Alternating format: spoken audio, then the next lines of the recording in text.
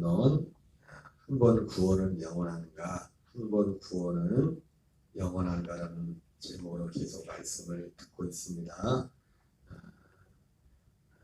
한 번 구원, 그 구원은 그 생명의 구원이라고 했습니다. 그리고 그 생명을 상실할 수 있는 가능성이 성경에 있음을 또한 말씀을 드렸고, 그럼에도 불구하고 또한 이 구원을 또한 상실한다는 것이 또 쉽지 않은 그 이유에 대해서 말씀을 드렸습니다. 항상 두 가지 가능성이 있는데, 상실하지 않는, 지난 시간까지는 상실하지 않는 구원이라는 제목으로 말씀을 전했고, 오늘은 상실하지 않는 완전한 구원이라는 제목으로 좀 초점을 조금 바꿨습니다. 상실하지 않는 구원이라고 했을 때 생명을 얻는 부분에 초점이 맞춰져 있고, 상실하지 않는 완전한 구원이라고 할 때는 우리가 완전한 구원은 사실은 궁극적으로 예수 그리스도와 같은 부활의 몸을 입는 것입니다. 부활의 몸을 입는 것이고, 또 그 부활의 몸을 입는 그 부분과 관련해서 우리가 생명을 얻되 예수님이 오신 것이 우리로 풍성히 얻게 하리라고 말씀했습니다. 그래서 이 완전한 구원이라는 이 단어 속에는 궁극적으로는 그리스도와 같은 부활의 몸을 입는 것이 우리의 궁극적인 완전한 구원이고, 또 이 땅에 있을 때 완전한 구원이라고 할 때는 우리가 우리의 이 생명이 자라가는 그러한 부분에 대해서 초점을 맞춘 것입니다. 여러분, 생명이라고 다 같은 생명이 아니죠, 그죠? 다 같은 생명이 아닙니다. 우리가 그런 어떤 면에서는 생명이라는 차원에서는 똑같은 생명이죠, 그죠? 예를 들자면 사람이 이 목숨이 이렇게 붙어 있다고 할 때, 이제 갓난 어린아이의 생명이 있고, 이제 초등학교, 중학교, 고등학교, 청년, 또 장성한, 또 그리고 뭐 중년, 50, 60 지나가는 이제는 노년이 되고, 이제 80, 90, 100세까지 이렇게. 근데 우리가 사람의 생명으로 칠 때는 같은 생명이죠, 그죠? 똑같은 한 생명이죠, 그죠? 그러잖아요. 그래서 오늘 곧 숨이 넘어갈 것 같은 그런 분도 똑같은 생명이라. 그래서 그분을 예를 들어서 생명에 위해를 가하던가 그러면 살인을 했다고 한다고 똑같이 사람을 죽인 거야, 같은 생명. 그런데 그런 면에 있어서 사람이라는 어떤 한 생명에 있어서는 같은 생명이지만은, 그러나 그 생명이 똑같은 건 아닙니다, 어떤 면에서. 그래서 힘을 쓰는 게 다르죠, 그죠? 어릴 때 이제 갓난애가 태어났을 때 아무 힘도 없죠. 생명이 있지만 그 생명이 사실은 엄마 모태에서부터 그때 사실 생명이 있었죠. 옛날에 아주 오래전에 그 낙태, 요즘은 낙태에 대해서도 너무 세상이 아무렇지도 않게 생각하는 그런 시대가 됐는데, 예전에 옛날 비디오에도 보면 그 낙태하는 걸 보면 그 아이가 속에 벌써 사람의 모습이 다 있어가지고 막 도망을 갑니다. 좀 안 죽으려고 기계로 막. 근데 자기 생명 하나를 못 지키죠. 아무 힘이 없죠. 물론 뱃속에는. 그리고 예를 들어서 사람이라는 생명의 차원에서 볼 때는 사람의 생명이 똑같지만, 예를 들어서 사고가 나도, 어떤 사람이 사고를 나도 이 보험에 대해서 보상을 해준다 합시다. 보상을 해주면 똑같이 보상을 안 해주죠, 그죠? 그러잖아요. 네? 이제 지금 한참 일하는 그런 분들이 받는 보상하고 지금 다쳐서 똑같이, 예를 들어서 누워가지고 병에 누워서 어떤 사람이 사고를 해가지고 피해를 받아서 그 사람한테 보험사에서 보상을 해줘야 되는데, 보상을 해줘야 될 때 똑같은 사고를 당했다고 똑같이 보상을 받지 못해요. 똑같이 침대, 이제 한참 일하는 30대 40대가 사고를 당했거나 이제 100세가 다 되신 분이 사고를 당해서 똑같이 한 2년을 똑같이, 예를 들어서 2년을 침대에 누워있다고 생각해보세요. 그러나 그 보상이 어떤 면에서는 똑같이 나오지는 않습니다. 어떤 면에서. 예. 이제 노동력이 없으신 이제 물론 보상이 나오죠. 그분한테 보상이 나오지만 이제 한참 일해야 되고 이래는 그분 그 계산을 해가지고 거기에 맞춰서 보상을 해주죠. 아닌가요? 그죠? 왜 제가 이 말씀을 드리냐면 생명이란 사람이란 생명의 차원에서는 똑같은 생명이지만 그러나 다 똑같은 생명이 아니라는 거죠. 우리가 생명을 얻었다고 해서 그 생명이 그러니까 육신의 생명도 그런 것처럼 지금 그냥 구원이라는 것을 그냥 상실하자는 구원과 완전한 구원이라는 지금 이것으로 구분해서 굳이 하는 것 중에 하는 그 면에서 사실은 핵심은 사실은 어떤 면에서는 똑같아요. 생명을 얻는 거나 생명을 완전한 생명의 구원을 이루어가는 것이나 사실은 핵심은 사실은 하나예요. 핵심은 하나지만은 그래서 그것을 지난 시간에 우리가 이 그 생명 얻는 부분에 대한 성막의 성소를 가지고도 이렇게 설명을 드렸지만은 핵심은 사실은 똑같은 거예요. 그러나 어떤 차원에 있어서 어떤 생명을 얻고 예수님도 생명을 얻는 것과 생명을 얻되 풍성히 얻는 것 이것을 구분했죠. 그래서 사실 이 부분이 제가 이번 주일날 먼저 되고 나중되는 데 대해서 말씀을 드렸지만 먼저 되고 나중되는 그 일이 생명을 얻는 거잖아요. 그죠? 생명을 얻는 건데 성경에서는 크게 제가 한 3번 정도 3개 똑같은 비슷하게 마태는 20장 16절 말씀 같은 경우는 먼저 된 나중된 자가 먼저 되고 먼저 된 자가 나중된다고 했을 때 이 일은 하나님께서 약속하신 하나의 그 약속 하나님의 약속의 자손인 그리스도를 우리에게 주셔서 우리가 생명을 얻는 그 부분 그 차원에서 말씀하는 거예요. 그러나 다른 성경에서는 다른 표현은 어떻게 했어요? 이 마태복음 20장 16절만의 독특한 표현은 모든 사람 어떤 사람에게 특정한 모든 사람에게 적용된 거예요. 그래서 나중된 모든 사람이 먼저 되고 100% 어떤 특정한 인물들에서 그리고 먼저 된 자가 나중되는 그것이 결국은 히브리서 11장 39절 40절 말씀과 같이 또 요한복음 4장에 나오는 말씀처럼 그 4장의 표현은 더 정확하겠죠.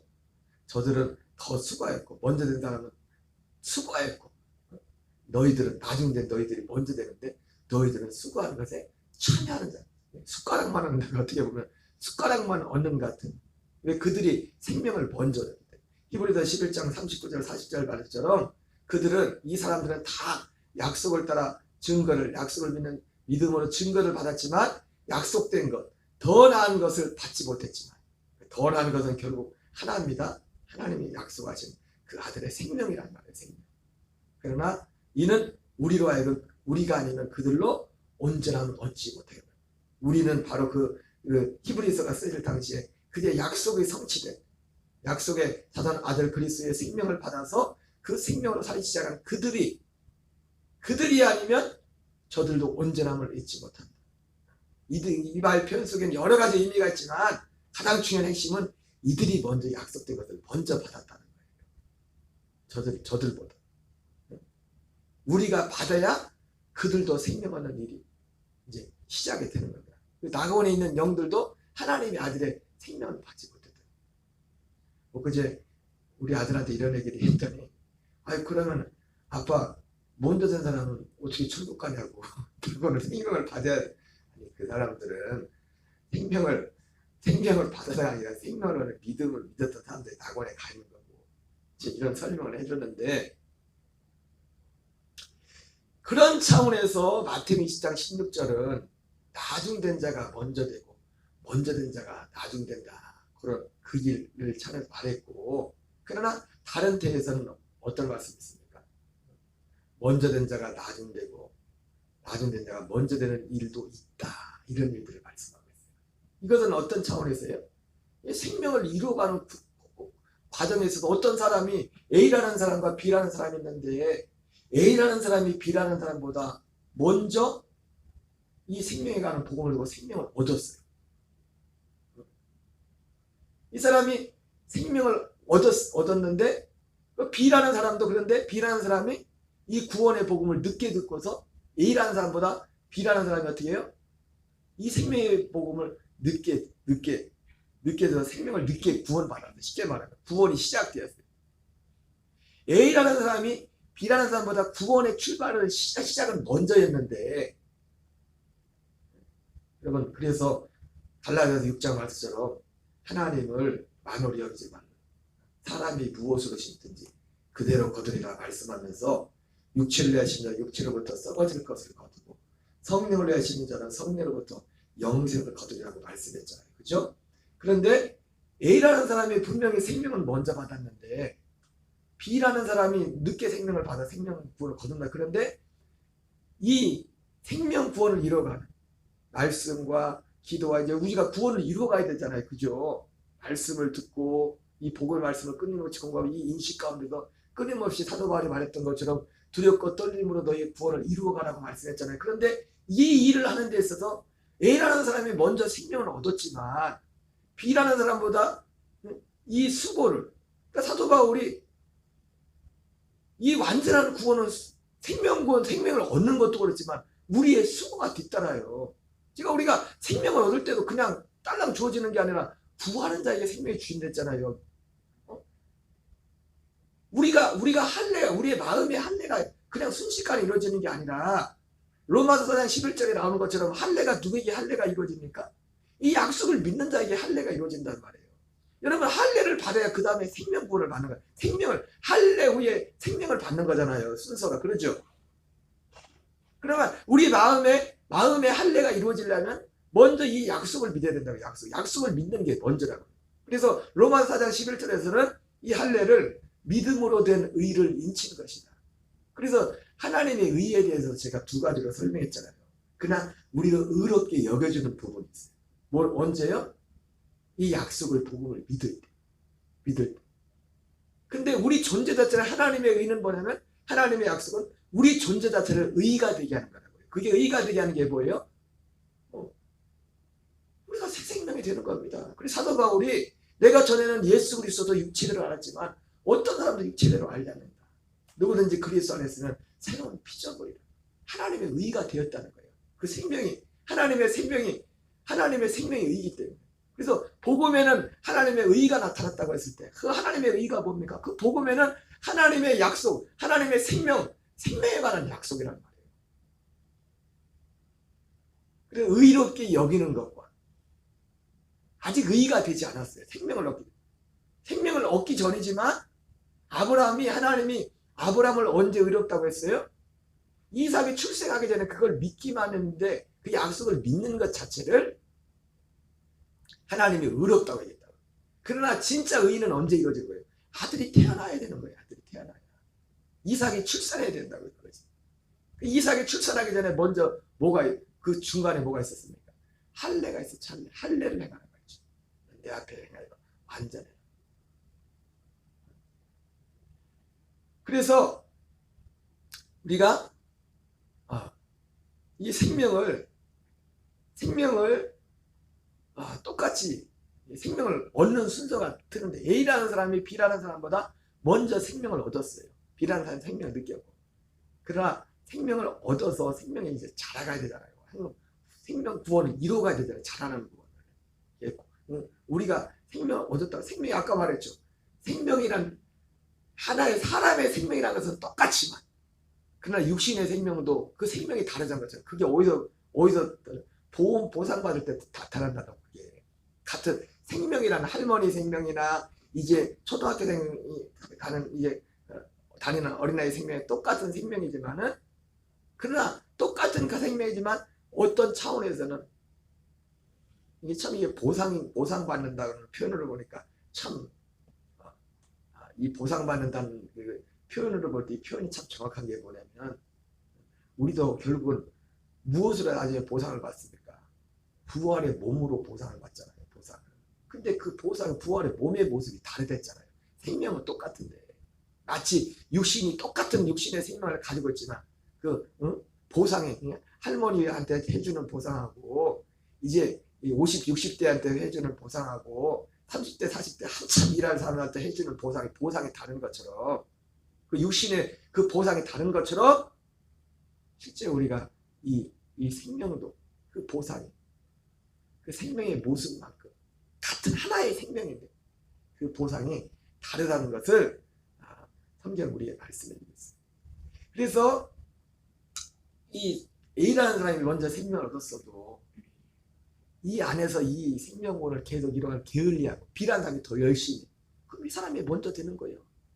나중된 사람이 먼저 되고, 먼저 된 사람이 나중되고, 나중된 사람이 먼저 되는 일도 많을 것이다. 그 말이 그런 의미에서 우리가 그러니까 마태복음 20장 16절은 생명을 얻는 부분에 대해서, 얻는 부분을 가지고 특정지어서 말씀한 거고, 그 생명을 얻는 그 부분에 대해서 특별히 이 오순절을 기점으로 해서 제자들과 이제 처음 오순절에서 약속된 것을 받는 사람들과 아직 약속된 것을 바라봤지만 받지 못했던 그 사람들을 비교해 가지고 그걸 말씀하기 위해서 마태복음 20장 16절이 그 말씀의 의미가 있는 것이고, 그 앞에 나오는 마태복음 19장이나 마가복음에 나오는 말씀, 누가복음 13장에 나오는 말씀은 어떤 차원입니까? 그 이후에, 생명을 얻은 이후에, 생명을 A라는 사람이 B라는 사람보다 생명을 먼저 얻었을지라도 생명 얻는 게 끝나는 게 아니라 이 생명 안에서 계속 자라가는 이것은 얼마나 순종하고 이 말씀에 자기가 수고함에 따라서, 사도 바울이 너희 수고가 주 안에서 헛되지 않을 것이라고 말씀하고 우리는 15장에서 이게 부활의 몸과 관련된 거잖아요. 보상과 그런 차원에서 먼저 된 자가 나중되고 나중된 자가 먼저 되는 일이 많을 것이다, 있을 것이다. 그런 차원에서 말씀을 하신 것입니다. 그렇기 때문에 오늘 이 세 번째 주제는 상실하지 않는 완전한 구원이라는 것은 바로 그러한 측면에서 궁극적으로는 우리가 예수 그리스도와 같은 부활의 몸을 입는 그때까지 그 구원을 이루어가는 데 있어서 우리에게 필요한 것이 무엇인가에 대한 그런 말씀입니다. 그래서 첫 번째는 약속의 대상인 하나님의 아들 그리스도로 사는 믿음, 이것이 상실하지 않는 완전한 구원인 줄 믿습니다. 여러분, 제가 지난 수요일날 그런 말씀을 드렸지만, 우리가 예수 그리스도를 믿는다고 할 때 우리가 예수 그리스도를 믿어야 되잖아요, 그죠? 예수 그리스도를 믿어야 구원인데 예수님을 통하지 않고는 아버지께로 올 자가 없다고 말씀했는데, 그런데 지난주 3일밤 예배 때 예수님이 그렇게 말씀했잖아요. 나를 믿는 것은 나를 믿는 것이 아니라 누구를 믿는 거랬어요? 나를 보내신 분을 믿는 거랬죠, 그죠? 나를 보는 자는 나를 보는 것이 아니라 나를 보내신 아버지를 보는 것이라고 했어요. 그러니까 우리가 예수 그리스도를 믿는다고 할 때 사실은 예수 그리스도를 믿는 것이 맞지만은 먼저 누구를 믿는 거예요? 예수님을 보내신 하나님을 믿는, 하나님. 근데 하나님을 믿는데, 그냥 하나님을 믿는 것이 아니라 하나님이 약속하신 그 약속을 믿는 거예요. 우리가 하나님을 믿는다는 것이 참 중요한 거예요. 하나님. 그런데 예수님이 나를 믿는 것은 나를 믿는 것이 아니라 나를 보내신 아버지를 믿는다는 것은, 그 말씀을 하신 것은 바로 내가 누구예요? 아버지께서 약속하신 그리스도라는 거예요. 하나님이 약속하신 그리스도. 우리가 이 상실하지 않는 완전한 구원을 이루어가는 데 있어서 제가 초점은 똑같았잖아요. 우리가 생명을 얻는 것이나 생명을 얻는 부분에 있어서도 그렇고, 생명을 이루어가는 완전한 구원을 이루어가는 데 있어서도 그렇고, 이 중요한 핵심은 뭐냐면 초점이란 말이에요. 초점. 하나님의 약속의 대상인 하나님의 아들 그리스도로 사는 것. 제가 참 아까 한 가지 빠뜨린 게 하나 있는데, 여러분, 우리가 이 생명을 이루어가는 데 있어서 보상에 대해서 말씀드려요. 보상에 대해서 우리가 완전한 구원을 이루어가는 데 있어서 궁극적으로 완전한 구원은 부활의 몸을 입는 것이고 우리가 생명이 자라가는 거지만 그럼 목사님 눈에 그거 보이지도 않고 근데 여러분 우리가 이 완전한 구원 생명이 자라가는 이 구원 생명이 자라가서 결국 그 그리스도와 같은 그 그리스도의 부활의 그 몸을 입는 그것이 사실은 최종적인 완전한 구원이고 하나님의 보상이지만 우리가 정말 생명이 자라가면은 그 보상이 뭡니까? 이 세상에서는 보이지 않는 이 생명인데 목사님 보이지도 않는데 이 땅에서도 보상이 있죠. 그게 뭡니까? 세상을 이기는 거예요. 세상을. 생명이. 제가 이번 송구영신 예배를 드리면서도 아직도 우리는 출발 선당에 이제 시작하는 선당에 있지만 우리 교우들을 보면서 감사한 게 뭐냐면 저마다 삶의 모습이 다 이게 다르게 달랐지만 정말 어려운 시기를 또 지금도 그렇고 아직 육신적으로 어려운 시기를 지나고 있고 지난 한 해 동안에 또 여러 가지 모양으로 어려운 시기를 지나오신 분들이 많이 있는데 참 감사한 게 뭐냐면 그 어려운 어떤 그런 것들이 우리의 믿음을 삼켜버리지 못한다. 그리고 그게 최고예요. 어떻게 보면 당장 우리는 어떤 눈에 보이는 눈에 드러나는 어떤 육신적인 어떤 보상 그것을 하나님의 보상을 생각하는데 사실은 진짜 하나님의 보상은요. 야, 나 같으면 저거 못 살겠다 저렇게 해서. 그런데 지금 살고 있는 거예요. 그런 사람. 그게 뭡니까? 그게 우리가 하늘의 생명 안에서 가는 생명을 살고 생명이 그만큼 자란 거예요. 그만큼 생명구원을 이루어가고 있는 거예요.